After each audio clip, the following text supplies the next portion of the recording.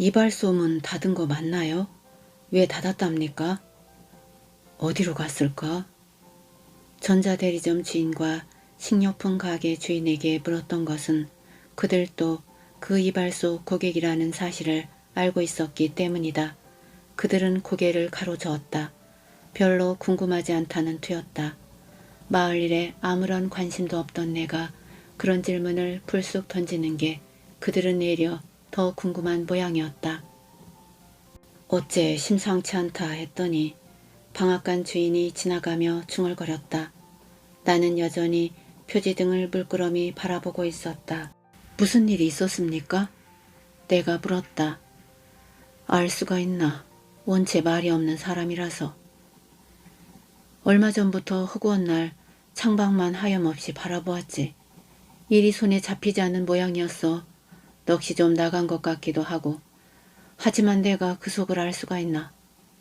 묻는다고 대답할 사람도 아니고 그렇다고 한자리에서 30년 한 이발소를 아무 말 없이 그만둘 줄 알았나? 오늘 들려드릴 작품은 구요소 작가님의 단편소설 이발소 거울입니다. 작가님을 소개합니다. 구요소는 중앙일보 신춘분야의 마디로 등단했습니다. 깡통 따개가 없는 마을로 한국일보 문학상, 소금 가마니로 이호성 문학상, 시계가 걸렸던 자리로 한무숙 문학상, 나가사키 파파로 대산 문학상을 수상했습니다. 주요 작품으로는 늪을 건너는 법, 라디오, 확성기가 있고 저격병이 있었다. 내 복년 한 그루, 도라지꽃 누님, 악당 임꺽정, 노을, 비밀의 문 등이 있습니다. 이제 작품 속으로 들어가 보겠습니다. 편안하고 행복한 시간 되십시오.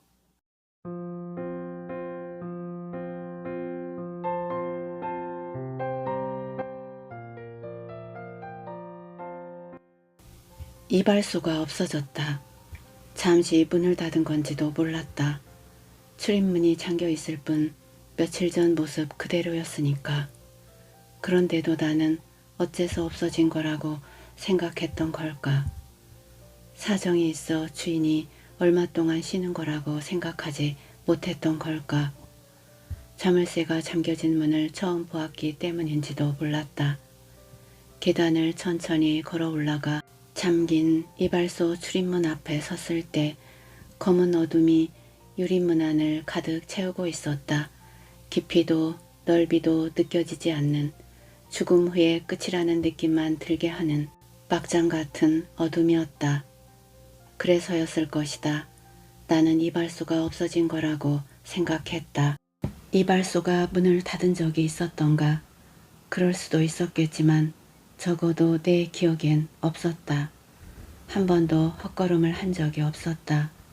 머리를 깎기 위해서가 아니더라도 그 길을 지날 때면 언제나 원통형의 표지등이 돌아가고 있었다. 늦도록 창문 밖으로 불빛이 새어나왔다. 계단을 걸어 내려와 길 위에 우두커니 서서 불 꺼진 이발소를 올려다 보았다. 멈춘 표지등은 이미 그런 모습으로 한 색이나 지난 듯 보였다. 불빛이 새어나오지 않는 창은 뜬 채로 싸늘하게 식은 죽음의 두 눈 같았다. 결혼과 함께 이곳으로 분가를 한 뒤부터 20년 동안 줄곧 다니던 이발소였다. 이발사는 말없이 머리를 깎고 면도를 했다. 아주머니 역시 말없이 머리를 감겨주고 물기를 닦았다. 그 뒤로 나는 오로지 한 이발소만 다녔다. 그게 언 20년이 되었다는 사실을 이발소의 어둠을 바라보면서야 깨닫게 되었다. 나는 결혼 후 줄곧 한 이발소를 20년 동안 다녔어. 길 위에 선 채 나는 혼자 중얼거렸다. 20년 동안 난 한 이발소만 다녔던 거야. 그 이발소가 없어진 거였다. 10년도 못한 자동차를 폐차시킬 때도 나는 며칠을 망설였었다. 폐차를 시킨 뒤로도 한동안 차 없이 다녔다. 고려장을 치른 것처럼 오랫동안 죄의식에 시달렸다. 이발소를 내가 없앤 게 아니었다. 죄의식은 아니더라도 허전함은 어쩔 수 없었다. 그게 부부싸움을 한 뒤에도 나는 그 이발소 의자에 앉아 있었고 강제 퇴직을 당한 다음 날도 이발소 의자에 앉아 있었다. 그 밖에 많은 순간들을 이발소 의자와 함께 했다. 근데 칠이 벗겨진 의자는 등받이를 뒤로 젖힐 때마다 삐걱하고 소리를 냈다. 그 구식 이발소 의자가 거슬리기는커녕 정겨웠다.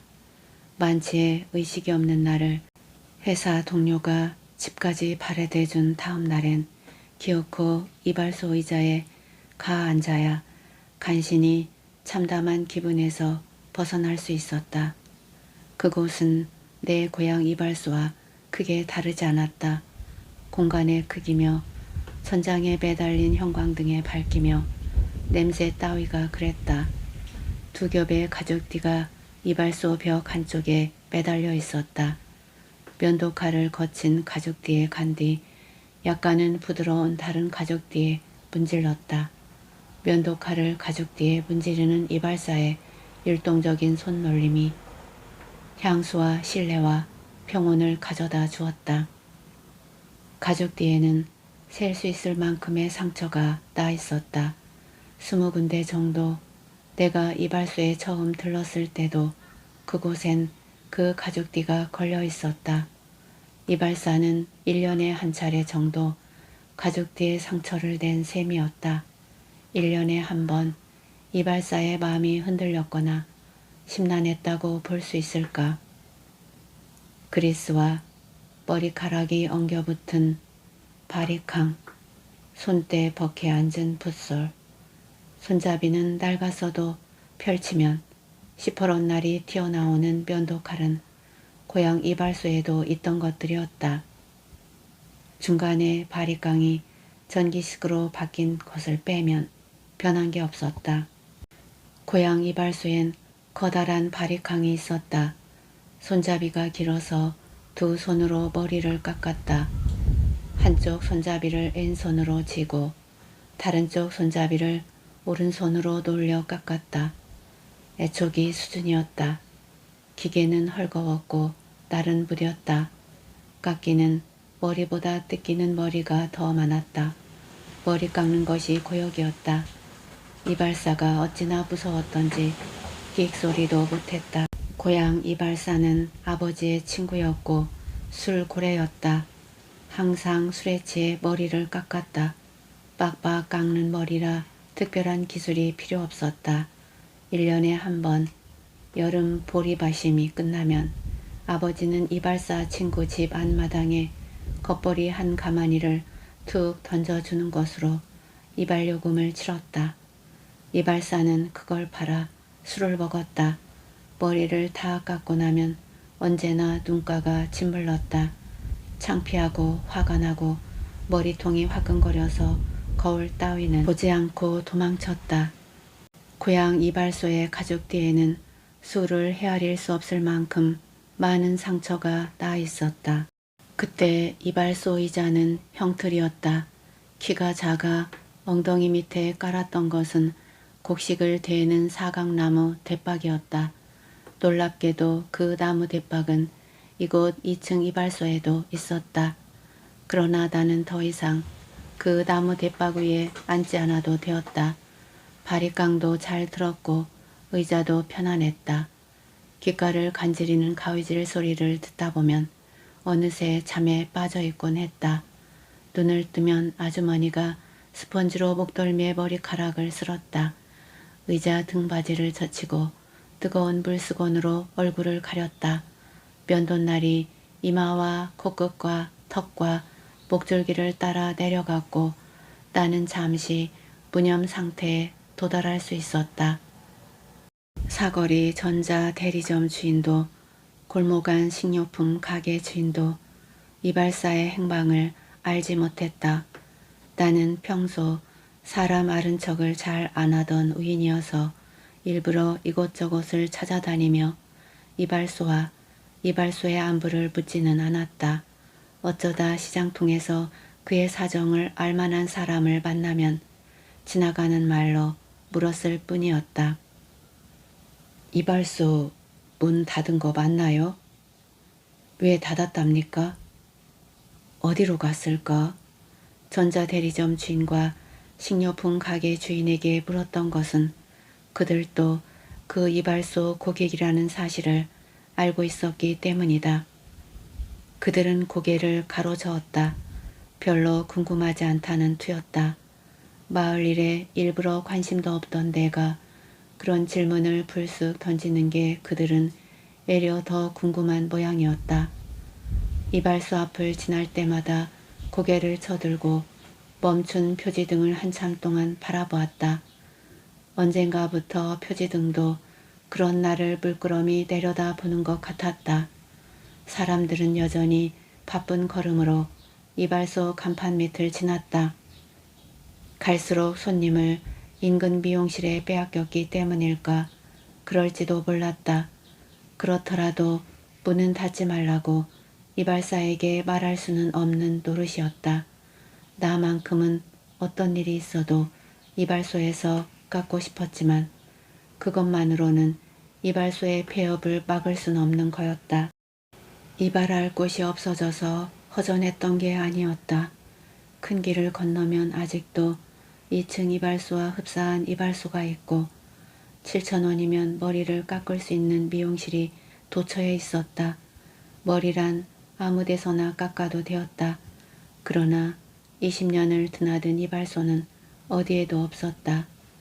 부부의 한결같던 표정, 여전한 형광등과 익숙한 냄새, 그 이발소에 한 번도 교체하지 않은 의자 위에서 보낸 시간, 나를 짓눌렀을 때론 참담하고 때론 한심했던 30대의 기억, 그리고 짧은 평온이 뒤섞인 40대의 신선한 순간들이 일거에 사라진 거였다. 작은 조각들에 불과했으나 그때그때 내가 의지하고 기대며 지나온 시간들임에 틀림없었다. 이발소가 없어짐으로써 문득 보잘것없는 자식을 잃었기에 더욱 애틋해지는 상실감은 맛보았다 할까. 그런 시간의 편린들이 소중하지도 절실하지도 않은 거라면 다른 무엇이 있어 내 생의 내용으로 삼겠는가. 어째 심상치 않다 했더니 방앗간 주인이 지나가며 중얼거렸다. 나는 여전히 표지등을 물끄러미 바라보고 있었다. 무슨 일이 있었습니까? 내가 물었다. 50 중반의 방앗간 주인은 살이 없고 주름만 많아 10살이나 더 늙어 보였다. 한쪽 어깨에 찹쌀 부대를 메고 있었다. 알 수가 있나? 원체 말이 없는 사람이라서. 그리고 그는 말했다. 얼마 전부터 허구한 날 창밖만 하염없이 바라보았지. 일이 손에 잡히지 않는 모양이었어. 넋이 좀 나간 것 같기도 하고. 하지만 내가 그 속을 알 수가 있나. 묻는다고 대답할 사람도 아니고. 그렇다고 한자리에서 30년 한 이발소를 아무 말 없이 그만둘 줄 알았나. 어깨에 밴 찹쌀 부대가 너무 무거워 보여 나는 더 이상 붙지 못했다. 물어도 뾰족한 대답을 들을 수 없을 것 같았다. 고향이 공주라던데 거길 데려갔나. 혼자 소리를 흘리며 방앗간 주인은 비칠비칠 언덕길을 걸어 내려갔다. 언젠가 고향이 공주라는 얘기를 얼핏 들은 것도 같았다. 내가 알고 있는 그에 대한 정보라는 것은 모두 불분명하고 단편적인 것들이었다. 한 번도 그에 대해 제대로 물은 적이 없었고 따라서 제대로 된 대답을 들은 적도 없었으니까 길게 대화를 나누거나 그럴 사이도 아니었다. 오랜 세월 그에게 머리를 깎으면서 저절로 알게 된 것들이었다. 누군가와 주고받는 짧은 대화, 전화 통화, 아내에게 하는 잔소리, 그저 스쳐간 서슬, 말끝에 드러나는 사투리, 박찬호나 박세리에 대해 관심 따위에서 조금씩 비치던 이런저런 느낌, 그런 것들의 종합이 그에 대한 내 알미라면 알미였고 인상이라면 인상이었다. 그렇게 해서 안 바로는 그가 올해 68이라는 거였다.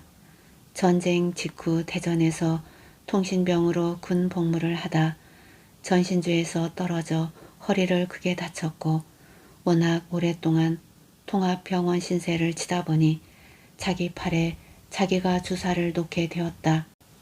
제대한 뒤로는 남의 집 농사를 대신 지어주었고 틈틈이 마을의 부스럼 환자들에게 페니실린을 놔주며 연명했다. 지금의 아내를 만나 10여 년 처가살이를 하다가 상경한 뒤로 줄곧 이발사로 사는 사람이었다. 35년 동안 위장약을 먹었고 자식들은 장성에 모두 분가를 했으며 가오리찜을 특히 좋아했다. 꼭 일회용 라이터가 들어선 것처럼 그의 척추 허리 부분은 툭 튀어나와 있었다. 어쩌다 그걸 본 뒤로 이발하다 한참씩 의자에 앉는 그를 나는 이상하게 여기지 않았다. 내가 그에 대해 아는 것이란 그런 것들이었다. 그래서 나는 그를 안다고까지는 생각지 않았다.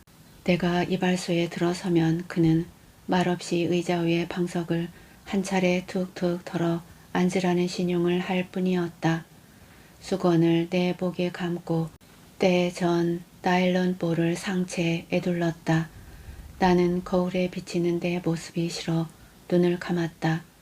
슬리퍼를 끌며 오가는 그의 기척을 편안하게 느꼈다. 스프레이 소리, 이따금씩 이발 가구들끼리 부딪혀 달그락거리는 소리, 이윽고 들려오는 가위질 소리는 오래 들어 형식을 완전히 에워버린 산조처럼 익숙하고 자연스러웠다. 아내에게 던지는 말이라든가 기침, 누구에게랄 것도 없이 벌써 산수유가 피었네 라고 중얼거리는 음성은 참으로 심상하고 낯익어서 침묵과 다를 게 없었다. 어떨 때는 그와 몇 마디 주고받기는 했지만 대화를 나누었다는 느낌이 들지 않았다. 이발소 안에서는 내 오감이 작동하지 않는 것 같았다. 내 감각을 일깨울 만한 새롭거나 낯선 요소들이 그곳엔 없었다. 이발소 안의 것들은 모두 있던 자리에 언제나 그 모습으로 있었다. 부부와 부부의 목소리, 움직임들까지. 지난번까지는 이발을 하거나 면도를 하기 위해 들르던 곳이 이발소였다. 그러나 지난 봄에 나는 처음으로 이발이 아닌 다른 이유로 이발소에 들렀다. 니퍼를 빌리기 위해서였다. 갑작스레 퇴직을 당한 나는 석 달을 허송한 끝에 이발소 건너편 건물 1층에 매장을 냈다. 워낙 매장이 있는 곳이 아니었는데 올 초 건물주가 벽을 터 작은 매장을 낸 것을 내가 임대한 거였다. 불법 개조인 걸 알면서도 임대료가 싸서 계약을 했다. 형광등이며 선반을 내가 달아야 했다. 니퍼가 없어서 이발소에서 빌려다 썼다. 니퍼를 장만한 뒤로도 나는 핸드드릴과 실리콘 압착기를 빌려 이발소에 들렀다. 이발소 공고함엔 없는 것이 없었다. 이발소에서 내려다보면 매장이 바로 코앞이었다. 그러나 매장은 1층이고 이발소는 2층이었기 때문에 마주하고 있어도 일부러 고개를 빼고 쳐다보지 않는 한 매장에서 이발소를 본다는 건 쉽지 않았다. 이발소 표지등이 멈추고 불이 꺼졌는데도 얼른 알아차리지 못했던 것도 그 때문이었다. 건강보조식품을 파는 게 내 일이었다. 유리창에다 빨간 글씨로 생식, 선식, 홍삼, 알로에라고 써붙였다. 좁은 매장 안은 이슬차와 두충차 박스들로 어지러웠다. 체질 개선법을 익히고 음양오행에 따른 차별적 생식 적용법을 배웠다. 인터넷 통신 판매를 위해 신형 컴퓨터를 장만하고 상거래 등록을 마쳤다. 건강 마사지는 온라인 동호회 활동을 통해 익혀나갔다. 장사는 생각했던 것만큼 잘 되지 않았다. 시작한 지 2달도 안 되어 때려치워야 할지도 모른다는 생각이 들었다. 대학을 졸업하고 오래도록 취직이 되지 않았다. 세무관계 법률집을 만드는 출판사에 겨우 들어갈 수 있었으나 2년 뒤 그만두었다. 그동안 한 번도 월급이 오르지 않았고 그나마 반년치는 받지도 못했다. 물류회사에서 음료수를 운반했다. 보수는 그럭저럭 괜찮았지만 하루 12시간, 많게는 16시간을 일해야 했다. 트럭이 전복되면서 전치 6주의 부상을 입었다. 내 잘못이 아니었는데도 사장은 나를 해고했다. 언제나 새로운 직종을 처음부터 시작해야 했다. 경험도 호봉도 쌓이지 않았다. 불만을 느낄 겨를도 없었다.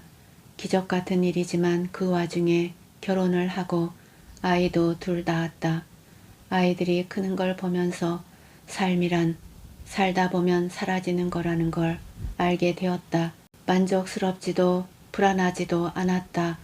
내 삶을 스스로 딱하게 여기지 않는 순간이 없었으나 포기할 수도 없었다. 가족은 언제나 큰 부담이면서 내 삶을 지탱하는 원인이기도 했다. 가족을 편주 삼아 삶의 물줄기를 따라 흘렀다. 난 아무것도 체념하거나 초월하지 못했다. 바쁘고 고달프고 막막했다. 최근엔 가축 사료회사에서 부장 직함까지 얻었으나 광우병과 조류독감 파동 때 1순위로 잘렸다. 좌절하거나 허망할 겨를도 없이 제2금융권에서 겨우 융자를 내 건강보조식품 매장을 냈다. 애당초 썩 잘 될 거라는 생각은 없었다.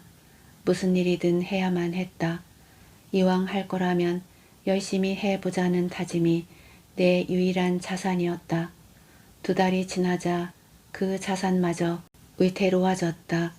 그동안 변함없이 계속되어 왔던 건 이발소에 들르는 일이었다. 300번쯤 가지 않았을까. 본의 아니게 이발소는 띄엄띄엄 그런 내 심란한 삶의 도정을 봐온 거였다. 누구라도 그런 속내를 보여주고 싶지 않았을 것이다. 나도 그랬다. 이발사와 속을 터놓고 얘기하지 않았다. 힘들거나 속상한 일이 있으면 이발소 의자에 앉아 눈을 꾹 감았을 뿐이다. 이발사도 그의 아내도 내게 묻지 않았다. 그들은 말없이 내 머리를 깎았고 감았다. 나는 돈을 지불하고 이발소를 나왔다. 그랬을 뿐인데 20년을 그랬던 것이다. 말을 하지 않아도 내 기분과 감정은 조금씩 새어나와 이발소 안을 돌아다니거나 어느 한 기퉁이에 쌓였을 것이다. 이발사 부부의 모습이 은연중 내 기억에 화소를 채웠듯 그들 기억 속에서도 나라는 사람의 인상이 앙금처럼 남았을 것이다. 이발소가 없어졌을 때 나는 깜짝 놀랐다. 이발소와 함께 없어진 것은 하찮고 보잘것없게만 여겼던 기분과 감정의 부스러기들 뿐이었는데 나는 아주 많이 아쉬웠다. 내 삶의 총량 중에 적지 않은 부분을 상실한 듯 했다. 내가 잠깐이나마 의존했던 시간과 공간, 나를 기억했던 사람들이 사라진다는 것은 곧 내가 사라지는 것과 같아 보였다. 나를 지탱한 것 하나가 이발소였다. 이발소는 정말 없어진 걸까? 그들은 어디로 간 것일까? 이발소가 2층이었던 까닭에 바로 맞은편에 매장을 대고도 나는 이발소를 정면으로 바라볼 수 없었다. 매장을 연 뒤로는 공구를 빌리러 가지도 않았다. 결국 언제나처럼 머리를 깎을 때나 들르게 되었다. 하지만 아주 가끔 이발소를 정면으로 볼 수 있었다. 점심을 먹은 뒤 바람도 쐬고 담배도 피울 겸 어쩌다 옥상에 올라갈 때였다. 매장이 들어선 건물은 원래가 다세대 주택이었다. 그 옆구리를 튼 거였다. 매장 옆으로 2층과 옥상으로 오를 수 있는 철제 계단이 나 있었다. 발을 디딜 때마다 쿵쿵 소리가 나는 그것은 언제 봐도 위태로웠다. 옥상에는 낡은 빨랫줄이 길게 늘어져 있었다. 한쪽 기퉁이에 메마른 화초가 화분째 버려져 있었다. 그곳에서 맞은편 건물을 바라보며 담배를 피우고 쓴 침을 뱉었다.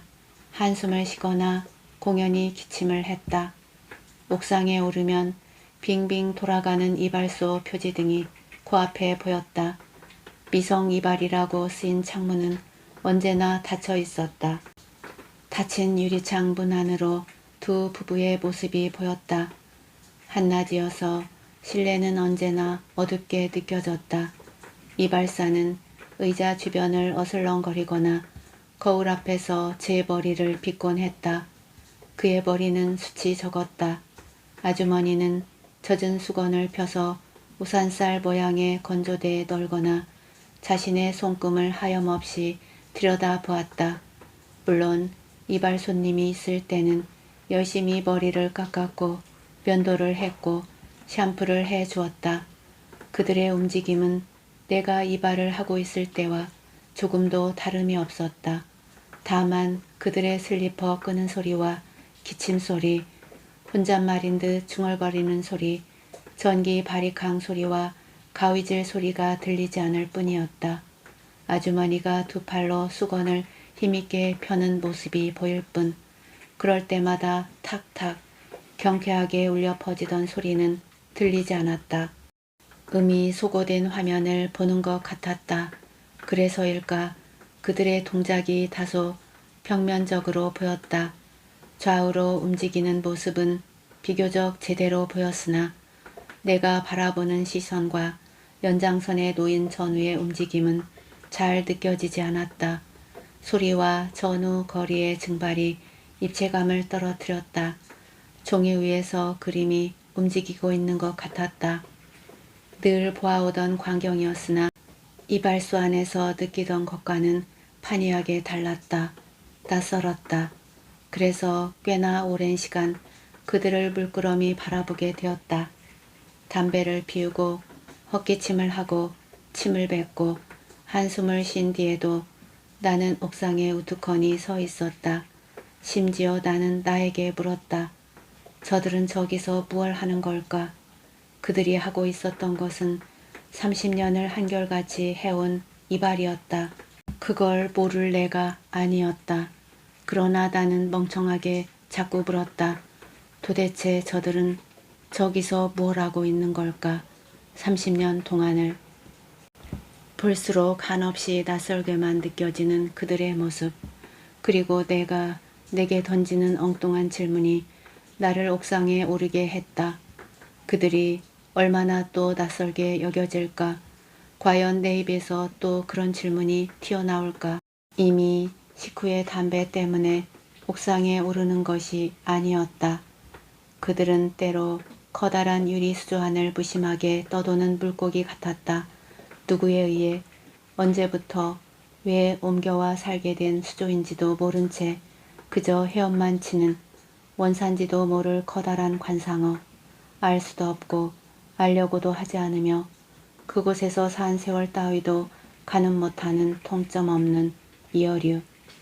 10m쯤 간격을 두고 바라보는 소리 없는 이발소의 모습은 전혀 다른 세계였다. 갇혀 있으면서도 갇힌 줄 모르는 봉함된 유리상자 안에 고요하고 반복적인 삶이 공연히 담배만 빨게 만들었다.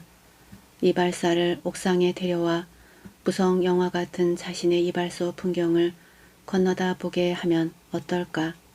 그러나 그건 상상으로 그칠 일이었다. 오히려 그가 우연이라도 다세대 건물 옥상에 올라오는 사태를 막아야 할 일이었다. 나는 언젠가부터 점심을 먹은 뒤로는 선뜻 옥상에 오르지 못했다. 어쩌다 아주 조심스럽게 염탐꾼이라도 된 기분으로 은밀히 올라가 그들을 얼른 훔쳐보고 도둑고양이처럼 계단을 내려오곤 했다. 벚꽃과 목련이 피었다 졌다. 멀리서 아카시아 향이 바람을 타고 왔다. 초여름 비가 연이어 이틀을 내린 다음 날 옥상에 올랐다. 옥상은 빗물에 펑하니 젖어 있었다. 말라 죽은 화초는 더욱 후줄근해 보였다. 담배를 입에 물었으나 끝내 불을 붙이지 못했다.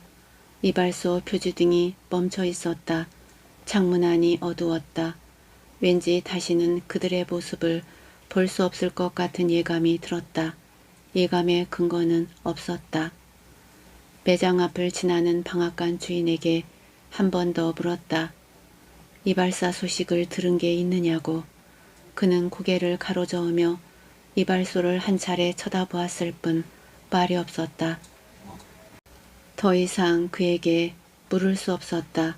사거리 전자 대리점 주인에게도 골목 안 식료품 가게 주인에게도 다시 묻지 못했다. 그들은 내가 이발사의 행방을 궁금해하고 있다는 사실을 알고 있었다. 묻지 않아도 뭔가 이발사에 관한 새로운 소식이 있으면 누구보다 내게 먼저 그 기별을 전할 사람들이었다. 시장통에서 그들을 몇 차례 마주쳤으나 아무 말이 없었다. 그들이 문득 야속해질 때도 있었다. 그들은 어쩌면 나보다 더 오랜 세월 그 이발소에서 이발을 한 사람일지도 몰랐다. 나보다 더 많은 시간을 이발소 의자 위에서 보냈을지도 몰랐다.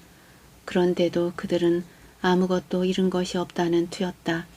야속한 게 아니라 그들이 무뎌 보였고 그래서 싫었다. 날이 하루가 다르게 무더워지고 있었다. 어느 날 검은 가방을 든 사내 하나가 매장을 기웃거렸다. 도숙 붙은 머리가 답답해 보이는 50 중반의 남자였다. 무슨 일이냐고 묻자 그는 대답은 하지 않고 불쑥 매장 안으로 들어섰다. 유니폼처럼 보이는 조끼 가슴에 정수기 회사 마크가 붙어 있었다. 정수기라면 살 마음이 없습니다. 내가 말했으나 그는 아랑곳하지 않고 매장 안을 흘끗 둘러본 뒤 물었다. 이발소가 언제 문을 닫았습니까? 낯선 이의 입에서 불쑥 튀어나온 이발소라는 말이 그처럼 생경할 수가 없었다. 나는 놀랐으면서도 한편으론 반가웠다. 나 말고 이발소에 대해 궁금해하는 사람이 또 있다니. 일주일쯤 됐습니다. 근데 이 동네뿐 같지가 않군요. 그는 가방을 든 채 서서 매장 안을 기웃거렸다. 아, 난 정수기를 팔러 다니는 사람이에요. 우연히 이곳에서 이발소를 하는 동양 선배를 만났지요. 그동안 두어 번 머리를 깎았습니다. 그의 머리는 이발을 해야 할 만큼 자라 있었다. 나는 고개를 끄덕였다. 아주 그만둔 건가요? 그가 물었다. 나도 모르겠다고 대답했다. 아무 말 없이 어느 날 갑자기 문을 닫아버렸다고. 그랬군요. 그러면서 그는 방앗간 주인과 비슷한 말을 했다. 하긴 지난번에 들렀을 때 조금 이상하다 싶긴 했어요. 머리를 깎아달라고 했더니 머리 깎을 생각은 않고 팔짱을 낀 채 우두커니 창문밖만 내다보고 있더라고요. 20분 넘게 생식, 선식, 홍삼, 알로에라고 쓰인 이 매장을 말이에요. 버릇인 것 같았어요. 넋이 좀 나간 것 같기도 했고. 그러면서 그는 연신 매장 안을 두리번거렸다. 필요한 게 있으세요? 내가 물었다. 아니요, 뭐 그런 게 아니라. 그가 말했다. 그날 선배가 날더러 저길 보라고 하면서 이 매장을 턱으로 가리키더라고요. 매장 안엔 지금처럼 한 사람뿐이었지요. 박스를 들고 왔다 갔다 하는 그뿐이었어요. 뭘 보라는 건지 모르겠더라고요. 혹시 여기 무슨 영사기 같은 게 있나요? 영사기요? 나는 영문을 몰라 그를 물끄러미 바라보았다. 그가 말했다. 선배가 문득 무성 영화 같지 않아? 라고 말했거든요. 나는 여전히 영문을 알 수 없었으나 어느 순간 내 몸이 서서히 굳어가는 것을 느꼈다. 나는 사내가 언제 매장을 나갔는지 알지 못했다. 나는 오랫동안 석상처럼 서 있었다. 몸의 기운이 순식간에 모조리 증발해 버린 것 같았다. 이틀 동안 그랬다. 일이 손에 잡히지 않았다. 매장 안에 나를 물끄러미 내려다보는 이발사의 모습이 머릿속을 떠나지 않았다. 옥상에 오를 엄두를 못 냈다. 이쪽 선반의 상자들을 공연히 저쪽 선반으로 옮겼다. 움직이고는 있었으나 아무 생각도 없었다. 머릿속에는 오로지 매장 유리문 안에 나를 내려다보는 이발사의 모습뿐이었다. 그리고 질문 한 가지. 그는 뭘 보고 있었던 걸까? 그 응시가 그의 증발과 무슨 연관이라도 있는 건 아닐까? 정수기 사내가 다녀간 사흘 뒤에 이발소 외벽에 붙어있던 표지등이 철거되었다. 표지등 하나를 떼어낸 것뿐인데 건물의 인상이 전체적으로 확 바뀌었다. 쓸쓸하고 황량했다.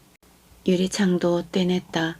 실내 그늘 속에서 누군가 움직이는 게 느껴졌다. 인부들이었다.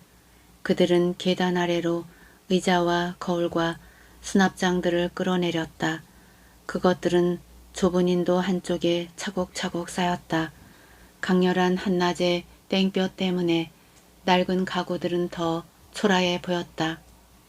얼마 뒤 인도에 쌓여가던 가구들이 흔적도 없이 사라졌다.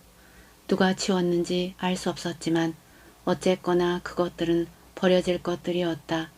30년 동안 이발소의 얼굴들이었던 것들이 그렇게 한순간에 사라져 버렸다. 사라진 것들 중에는 내 지친 몸을 묻었던 의자도 섞여 있었다. 함부로 뜯겨지고 버려지는 것들을 바라보면서 잠깐 치를 떨었던가. 이발사의 증발도 증발이지만 오래된 물건들이 너무도 짧은 순간에 증발해 버리는 게 끔찍했다. 이발사의 옷이 함부로 벗겨지고 마침내는 살갗과 사지마저 찢겨 파멸하는 착각을 일으켰다.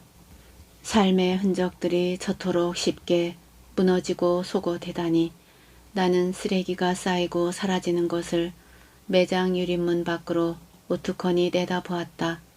며칠 뒤면 새로 단장한 매장이 건물 2층에 들어서겠지. 인테리어 기술이 워낙 뛰어나 닷새면 모든 걸 뜯어 고친다지. 무슨 매장이 들어설까? 옷가게, 과외 교습소, 피아노, 아님 미용실. 어떤 게 들어서든 이제 그곳에선 이발사의 흔적이나 냄새 따위는 찾을 수 없으리라. 무덤 위에 지은 집처럼 감쪽 같으리라. 이발소를 기억하는 사람들은 점점 줄어들겠지. 나는 그곳 가까이에 가지 않았다. 무슨 매장이 들어서는지 묻지 않았다. 정든 이발소에 대한 최소한의 예의를 나는 그런 식으로 차리고 싶었다. 새로 들어서는 매장에 대해 궁금해하지 않는 것. 새 강목과 도료들이 좁은 계단으로 올라갔다. 커다란 하파는 줄에 매달아 인도에서 창문으로 직접 올렸다. 그런 것들을 일삼아 보지 않으려고 했다. 나는 바삐 전화를 받고 물건을 옮기고 인터넷 주문을 확인했다. 사실 바쁜 건 없었다. 실내 공사가 다 끝났는지 어쨌는지 알 수 없었다. 하지만 나는 어느 날 그것으로 무작정 달려가지 않을 수 없었다. 단골 고객으로 동충하초를 배달하고 돌아왔을 때 나는 내 눈을 의심했다. 건물 2층 외벽에 크고 미끈하고 번쩍거리는 새 이발소 표지등이 붙어 있었다. 적, 백, 청, 삼색띠가 빙글빙글 돌았다. 좁은 계단을 걸어 올라갔다. 공사는 막바지 작업 중이었다. 우중충했던 벽이 희고 반짝거렸다. 천장에는 커다랗고 둥근 조명등이 매달려 있었다. 3명의 인부가 먼지를 뒤집어 쓴 채 말없이 작업에 열중했다. 원판형의 기계톱이 아크릴 패널을 자르며 요란한 소리를 냈다. 비닐에 쌓인 2개의 이발의자가 제자리에 놓일 차례를 기다리고 있었다. 개점을 하려면 사나흘은 더 기다려야 할 것 같았다. 그런데도 이발사는 금방 이발을 시작할 것처럼 흰 가운을 입고 있었다. 새 분위기에 맞추려고 가운도 새로 장만해 봤는데 괜찮소? 그가 웃으며 물었다. 평소에 잘 웃지 않던 그였다. 넥타이도 잘 매지 않던 그였다. 그런 그가 가운 안에 청회색 넥타이를 매고 있었다. 약사거나 무슨 연구소의 연구원이라고 해야 어울릴 복장이었다. 전 아주 이발소를 그만두는 줄 알았어요. 나는 그의 웃음에 웃음으로 답할 수 없었다. 그때까지도 나는 그의 출연을 실감하지 못했다. 그랬지. 정말 그만두려고 했었어. 다른 일을 해보려고 고향의 땅도 알아보았었지. 그랬던 거죠? 예감이 그랬거든요. 이발소는 이제 없어지는 거다. 제 추측이 틀리지 않았어요. 그런데 그는 어째서 다시 돌아온 것일까? 그보다 먼저 그는 어째서 30년 넘게 해온 이발소 일을 갑자기 그만두려고 했던 걸까? 살면서 그토록 암담해지기는 처음이었어. 묻지도 않았는데 그가 말했다. 내가 지금 뭘 하고 있는 걸까? 나는 왜 이렇게 살고 있는 걸까? 이게 사는 게 맞나? 하지만 더욱 참담했던 것은 지난 68년 동안 나 자신에게 그런 질문을 단 한 차례도 묻지 않았다는 사실을 깨달았을 때였어. 내 삶이, 내 생활이 그토록 갑자기 낯설 수가 없었어. 끔찍하더이다. 난 대체 무엇을 살고 있었단 말일까? 그의 말투가 낯설었다. 평소 그의 어투가 아니었다. 잠적했던 며칠 동안 그는 확실히 달라져 있었다. 이전에는 없던 품위 같은 게 느껴졌다. 그만큼 성찰하고 절박하고 맹렬했었다는 얘길까. 그가 갑작스럽게 암담한 지경을 느껴야만 했던 이유를 나는 묻지 않았다. 역시 그랬다. 내 짐작이 틀리지 않았다. 그 이유를 짐작했기에 나는 며칠 동안 넋이 나가 있지 않았던가. 내가 그에게서 수조를 보고 있을 동안 그는 나에게서 거울을 보고 있었던 거였다. 그 사실을 깨달은 나는 열패감에 사로잡힐 수밖에 없었다. 끝내 궁금했던 것은 그가 어째서 그 자리, 그 일로 다시 돌아왔느냐는 거였다. 묻는다면 그는 뭐라고 대답할까? 새로 건 이발소 거울은 이전 것보다 2배나 컸다. 벽면이 매끄럽고 밝았다. 이발사가 거울 앞으로 가 섰다. 나는 거울이라면 무조건 싫었다. 그러나 거울 앞에 말없이 서 있는 그의 모습이 거절할 수 없는 기운으로 나를 부르고 있었다. 거울이 크니까 실내가 훨씬 훤하네요. 내가 한 말이었다. 여전히 거울을 외면한 채 그는 오랫동안 거울 속의 자신을 바라보았다. 놀랍게도 나도 어느새 거울 속의 내 모습을 바라보고 있었다. 거울 속에서 그와 나의 눈이 마주쳤다. 부정하지 않기로 했지. 부정할 수 없었어. 부정되지도 않는 거니까. 인정하면 낯설 것도 고통스러울 것도 없고 애려 정겨워질 수 있을 거라 생각했소. 내 가운이 어울리지 않소? 나는 대답하지 못했다. 그의 말이 귀에 잘 들리지도 않았다. 나는 거울 속에 비친 내 낯선 모습과 대면하느라 온몸에 잔뜩 힘을 주고 있었다. 그는 어느새 거울 속에서 모습을 감추었고 텅 빈 거울 안에는 나 혼자였다. 나는 창가로가 길 건너편 매장을 내려다 보았다. 생식, 선식, 홍삼, 알로에. 내일부터라도 다시 옥상에 오르리라 마음먹었다. 담배를 피우고 한숨을 쉬고 여전히 침도 뱉겠지. 그리고 이발소를 건너다 보겠지. 환하게 불 밝힌 이발소 안에서 경쾌하게 가위질을 하는 멋진 가운의 이발사를 종종 바라보겠지. 거울처럼 바라보며 살 수 있겠지. 지금 짬 있으면 유아 파라솔에서 맥주나 한 캔 합시다. 등 뒤에서 이발사가 말했다. 고마워서 그래. 이리 내려와요. 나는 돌아서며 말했다. 내가 사야죠. 고마운 건 천대.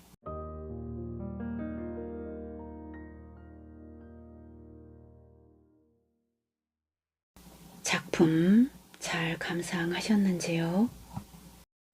우리는 같은 자리에서 몇십 년을 같은 일을 하면서 살아가기도 하죠. 그러면서 늘 자신에게 질문을 던지곤 하죠. 너 지금 잘 살고 있는 거니? 라고요. 의미 없는 하루하루의 삶들이 모여서 인생이 되는 거겠죠. 정답은 알 수 없지만 우리는 다 팽개치고 어디론가 훌쩍 떠나버리고 싶죠. 하지만 그만한 용기를 낼 수도 없습니다.